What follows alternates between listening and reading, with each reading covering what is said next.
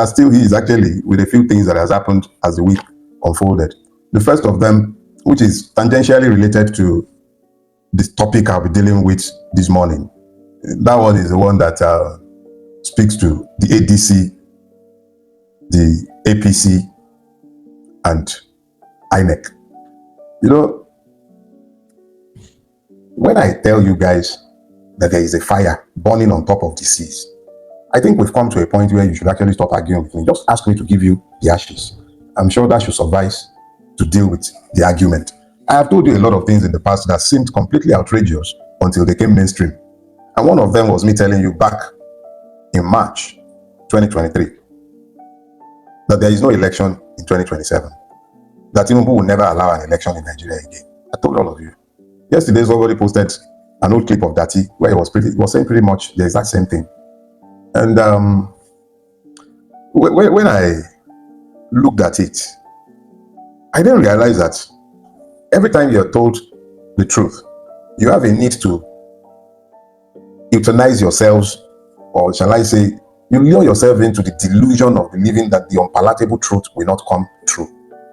And that's exactly what I'm saying in this. No matter how well-intentioned the coalition of politicians may be, Tinubu will find a way to ensure that they do not have a platform for engagement with the people. Now, I believe that the critical disconnect is that instead of building an alliance with the people, the victims of the system, the political collectives have focused on building an alliance with themselves. But it is the people who must rise before this system can be destroyed, because it cannot, repeat, it cannot be reformed.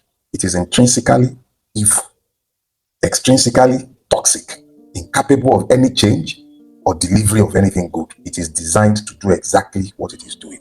So that Tinubu and the INEC and all of them have manufactured a crisis for the political collective that is the ADC, which in my own view is just APC with the pimple of Peter Obi on his face, which is why I was never enthused.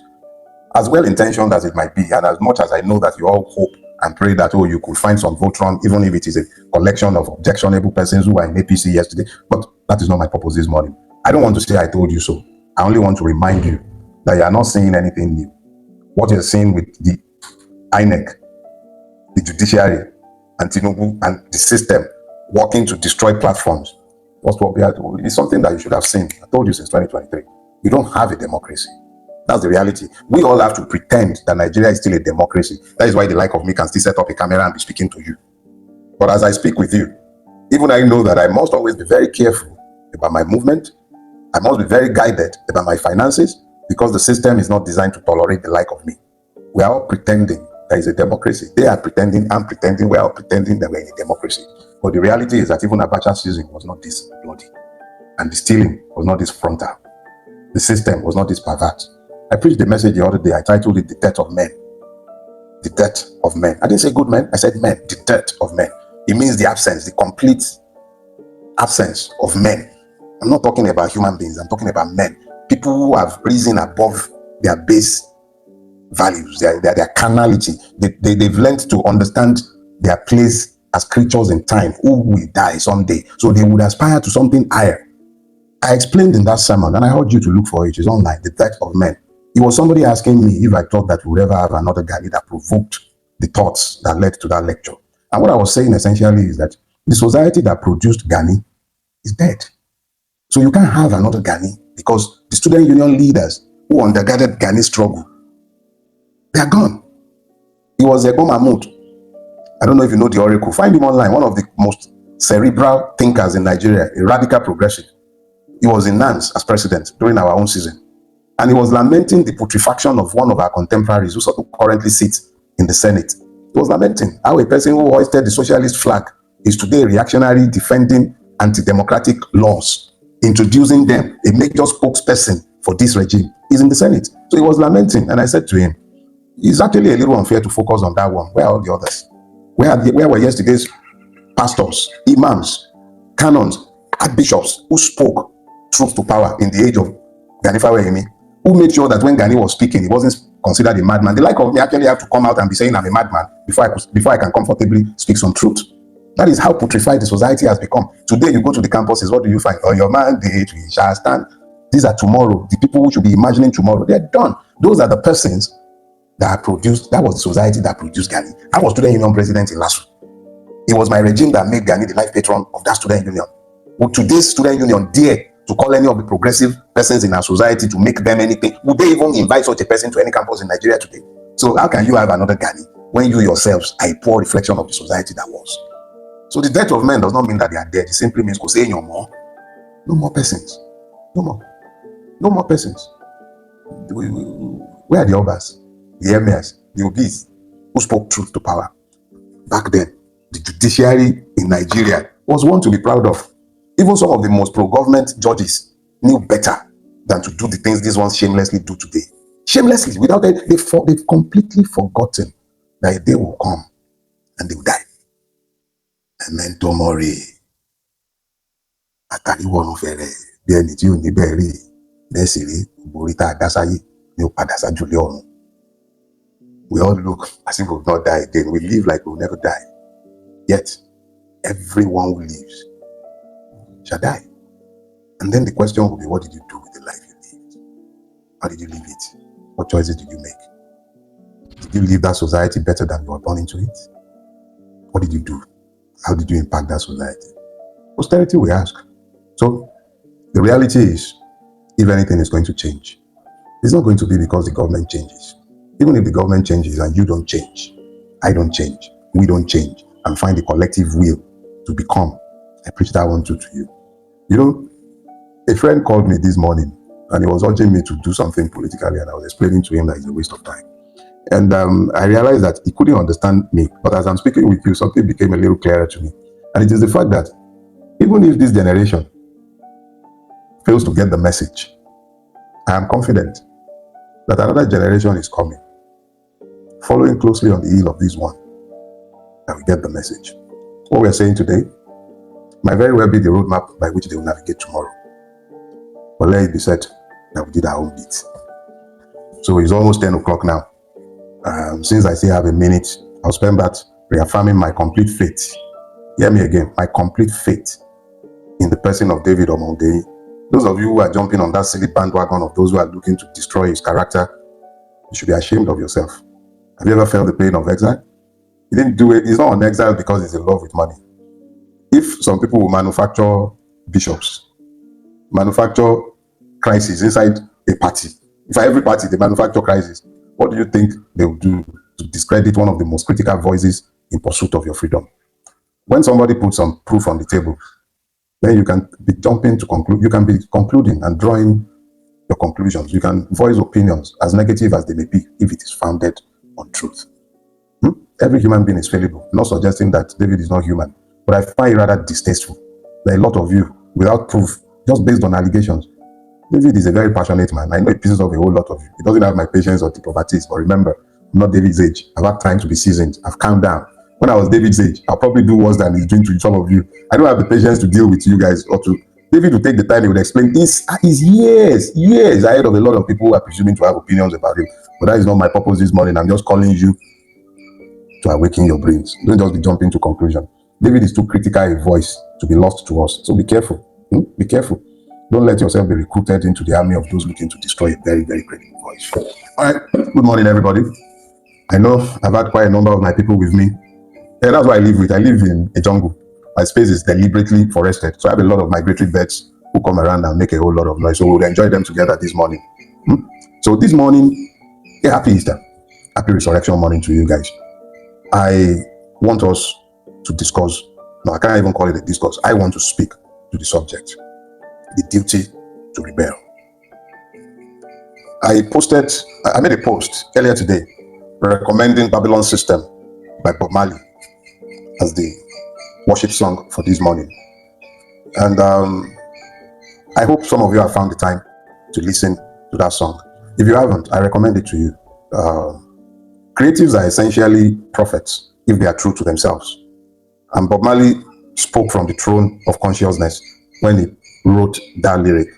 And I hope you'll find the time to listen to it. But what is the duty to rebel? As harsh as that might sound to some people, it is actually something that is rooted in the beginnings of modern society.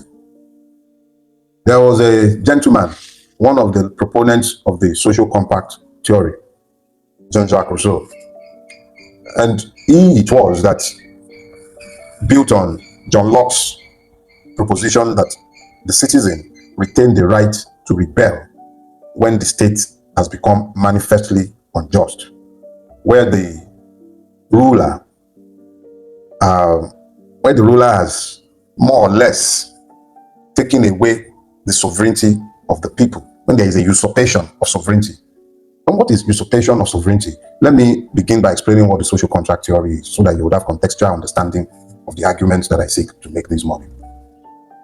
The social compact theory for the evolution of the modern state says that man existed in a state of nature, where life was short, nasty, brutish. It was Thomas Hobbes who started this theory.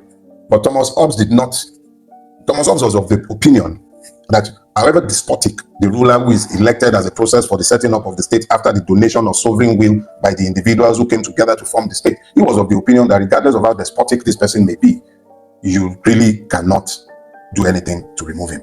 But subsequent proponents of the theory, the one that came after him, the notable one, at least the one mostly quoted, is John Locke. And Locke was of the opinion that where the ruler, who is created as a function of the donation of the people's free will and sovereignty, when that sovereign has destroyed the social compact, that contract that was entered into, the people have the right to break the compact that is already broken and to remove such a ruler. Now, all of this assumes the anomalous states that arose out of our colonial experience, one of such anomalies being the country called Nigeria. It presumes that our people came together, exercised their free will, and formed a country. Nothing could be further from the truth. We are the product of the white man's wet dream. They sat together 126 years ago in Berlin, and they drew lines and created spheres of influence. And these were the things that later became countries. No respect for the people living there. We were not even seen as human. We were only just commodities, just a few short years before then. So the entire construct of spheres of influence was merely the division of what was seen as spoil of war. And we were carved up in that fashion. And that was the basis of the creation of the Nigerian state. Yes, maybe they sat down with a few despotic rulers whom they had propped up in order to find legitimacy for the evil that they were perpetrating. But none of us as individuals were deemed worthy of consultation. So my forefathers were definitely not consulted, and I doubt if any of yours were called to any meetings. The Nigerian state was formed. That Nigerian state pretended to have some sovereignty, at least the pre-independence persons, Awolowo, Ahmadu Bello, Zik, the different persons they call nationalists, persons who had different levels of consciousness and honesty, and even agenda and purpose, were said to have agreed on our behalf to create today's Nigeria. 6 years, not even up to 6 years after the people who created Nigeria for their own benefit had left Nigeria in what was called independence, this country was torn apart. And it became the fiefdom of uninformed men with limited imagination and understanding, soldiers, the oldest of whom was not even up to 35. That is not to suggest that these are not matured enough persons, but what education did they have? These were persons who grew up deifying the Igbo. Their own enslavers were their gods. Those are the ones who built the state that we call Nigeria today. And the contradictions, the inherent and intrinsic contradictions, the extrinsic ones too, have come together to ensure that we have not managed to build a nation or birth a nation out of the mess that we were handed. We call and speak to the point of racism. We talk about racism. But do you know that the ethnic bigot is actually the stupid cousin of the racist? If you, same black skin, same country, locked together for over 60 years, cannot find common purpose amongst yourselves, if ethnicity and religion, sectarian differences, political differences, partisan differences are enough to divide you, that you cannot even find common cause with yourselves, manifest victims of a very vicious system that does not even hide its intendments, you cannot find common purpose to come together. How do you come to the point where you understand that you have a duty to rebel? Pictures came out after the massacre in Jos. The governor, I believe he's a Biron, was in a tank, armored tank, to visit the conflict zone. He was welcomed by persons who had nowhere else to go, no protection. There is anything close to what he had. But he went in an armored vehicle. Let that sink in. He is not Fulani, he is Biron, one of the victims. These are his people. He speaks their language. He was there, but he went in an armored vehicle. But these people, he left them behind after he had left with his own security. Let that sink in. Your president, he went to Jos. He did not leave the airport. He informed them, you don't have light. I can only stay 10 minutes. The governor, and even the previous one, so the thing was done to discredit Mr. President. The point I'm making to you is that this has nothing to do with ethnicity. It has nothing to do with religion. These governors, they are Christians. At least they protest and say so. They are also from that state, the same ethnicity being slaughtered. They reduced the lives of their brethren. They reduced the wailings and tears of that woman crying over her dead son. They reduced it to politics. Did you hear them? This was done to discredit Mr. President. The same Mr. President who could not be bothered to move beyond the airport. And then you cannot understand that you have a duty to rebel because it's your person that is there. You found reasons why you cannot find common purpose. Muslims are dying as Christians are dying. Yes, there's a Fulani militia that sometimes speaks in the name of Muslims that is doing the killing. Yes, a lot of Muslims are foolish enough not to understand that this is not in the name of God. And by their silence, they become complicit in this mass murder. But it does not change the fact that at the end of the day, Muslims are equally being killed, just as Christians are being murdered. Different reasons, but all traceable to the complicity of the state and its manifest failure. When you see this failure, at what point do you believe you are going to find the grace of common purpose so that you may then understand that you have a duty to rebel? In the social contract theory, the basis for the establishment of the modern state is so that the state may provide security of life and property. In Borno, just a couple of weeks ago, multiple persons were murdered. In Kwara, another branch of Al-Qaeda coming in through the Republic of Benin have been ravaging the boundary towns. Nigeria has failed woefully. It's not a failure born of incapacity. It's a failure born of complicity. Paraje told you how they imported the terrorists. You hear your chief of defense staff telling you how these are our brothers. Terrorists are our brothers. Terrorists, those are the brothers that we're supposed to embrace. People who have taken up arms, murdered untold number of persons, sexually enslaved our sisters and mothers. These are the persons your chief of defense staff is telling you are your brothers. The persons in place of authority in relation to your security are telling you that you should embrace the terrorists. The EU placed foreign imprimatur on it. The Nigerian state should rehabilitate terrorists. Britain will not accept some British who are caught up with ISIS back in Britain. They denationalized them, and so has a whole lot of European nations.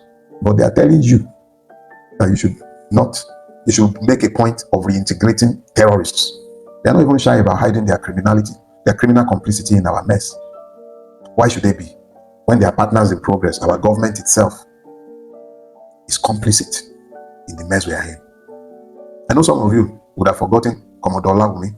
Commodore Olawumi was a spook, as a spy. National security, somebody who should ordinarily not be seen in public. He was in a TV studio. He told you as far back as 2016, he had handed the list of terrorist sponsors to the president. That's Muhammadu Buhari. May he not sleep well wherever he is. It was his bid for power, looking to soak the blood of dogs and baboons, that brought in the terrorists. They gave him the list of sponsors. What did you want him to do? They are reporting the evil to the wicked. How? This is where we are. The state has failed in its most basic duty. And remember, it is not a failure that is born of incapacity. It is a failure that is deliberate because the government itself is complicit. It is not for want of a capacity. Nigeria restored peace in Liberia.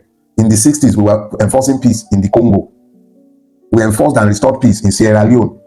We deployed bombers, fighter jets to Republic of Benin to restore democracy when there was a coup attempt last year. But this same country, we sit down. This same country, that Air Force is not available when terrorists are having Eid service, displaying their full arms. They have nowhere, nothing to say when terrorists are holding meetings, giving conditions for the attendance of law enforcement agents. They're nowhere to be found. Nigeria, not because it is lacking in the capacity to protect, but because it is deliberately not doing so. Multiple reasons, but that is neither here nor there. But that is the first duty in which it has failed.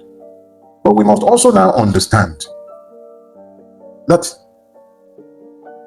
when you now lose the power to elect your own rulers, when you are not in a position to change the system based on the agreed, Nigerians were never called to write a constitution.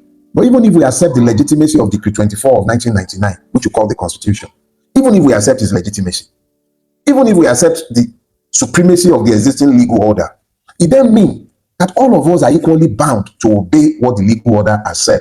And this is where that is strident argument in 2023, which were also made by a lot of us, but ignored by those who are desperate to install Tinubu in power. This becomes important.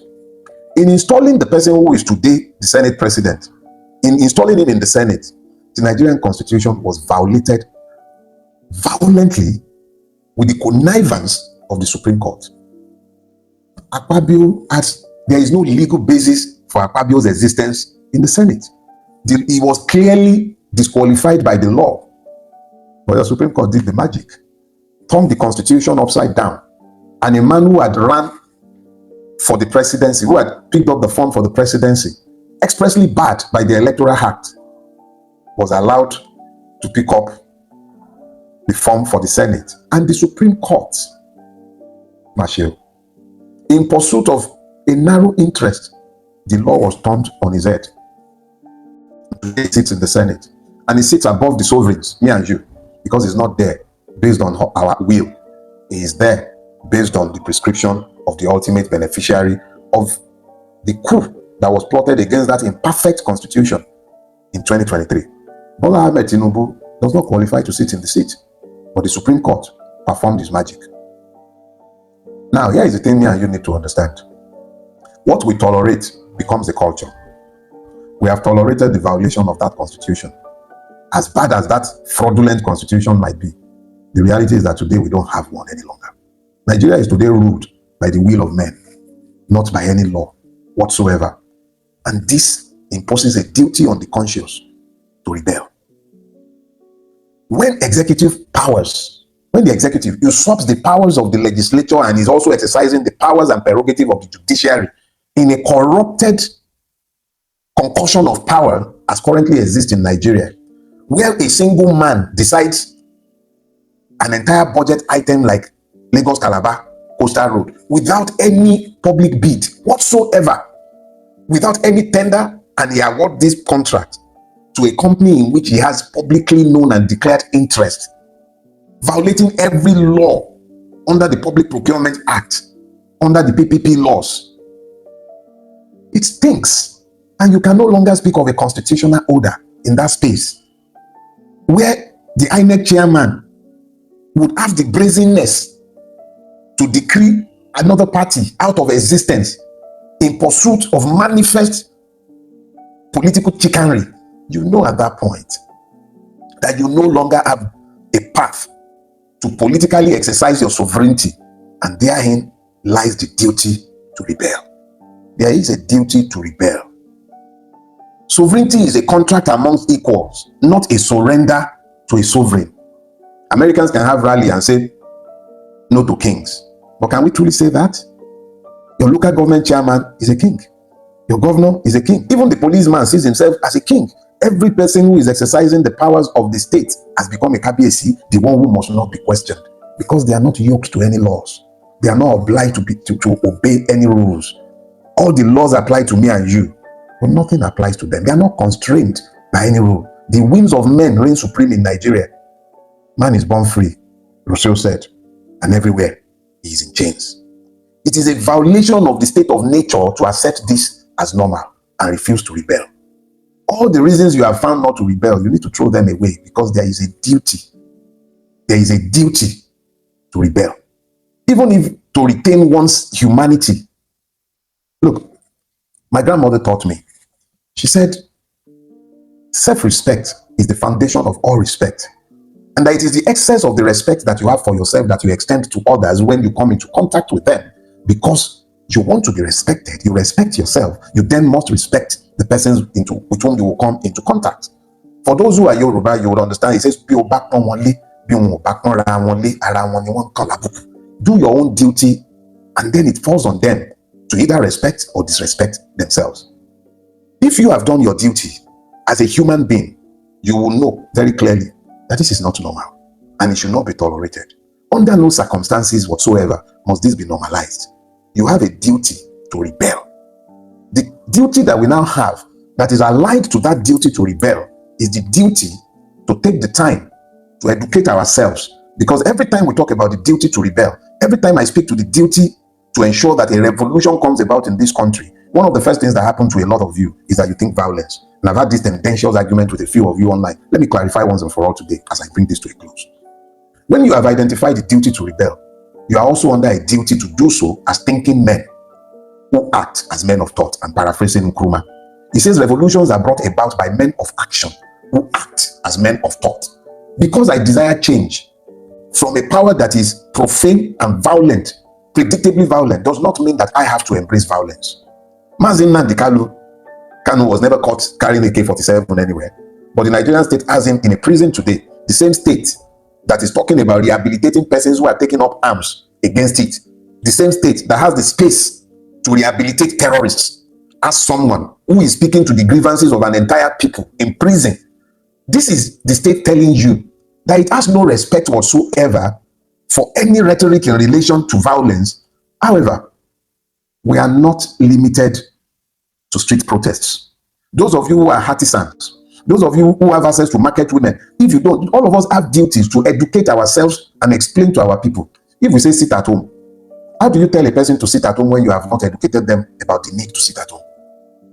Let us be deliberate about finding alternatives to the street protests that have perennially invited the state to treat us as sitting ducks when we walk to the street. If sit-at-homes are not effective, we wouldn't have done it in the days of Nadeko during Abacha years. If sit-at-homes are not effective, Solubu in Anambra will not be threatening people to come out on Mondays.